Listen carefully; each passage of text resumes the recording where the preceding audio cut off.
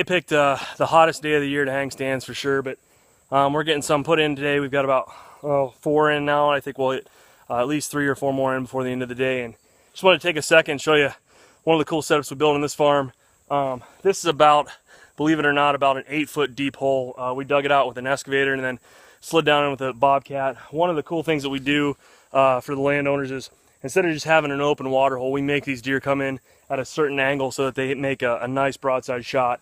I don't know if you're going to see it or not, but Mark's up here hanging a stand. I know it's a long ways up there, but Mark's up there hanging a stand, and where he's positioned at, he's positioned perfectly so that whenever these deer come into this water, they have to walk around the water hole and then slide right down into it to actually get a drink. Otherwise, it's about a 6-foot drop off there, so it's the only way they could possibly drink out of here.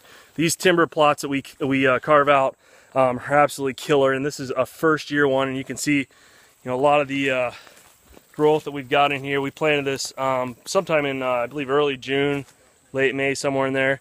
We constructed the plot, built the barricades as we normally do, so that these deer only have a couple ways into and out of here.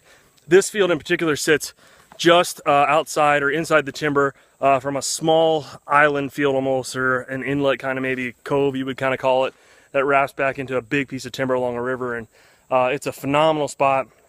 We've got the river itself that's going to push deer up over into this area to begin with, but this particular spot where we've got this clover growing in here, and it's a beautiful job of clover growing right now. It's unbelievable. We've actually mowed this with a lawnmower. That's how smooth we've got it after we've done all our skid steer work. So we've gotten a lot of the small twigs out, and then of course we got some of the woody brush out too, and then it's also been sprayed, I believe. So anyhow, just want to show you a quick update as we're hanging stands. It's middle of the season, middle of the stand hanging season, I'd say, or beginning for us. We're running a little behind because of the rain, as I'm sure some of you are, but we'd like to get these things in and have everything done on the farms, if at all possible, by at least the first, second week of September at the very, very latest. So we're just rocking it out, and just want to give you a quick tip if you're out here in this heat too.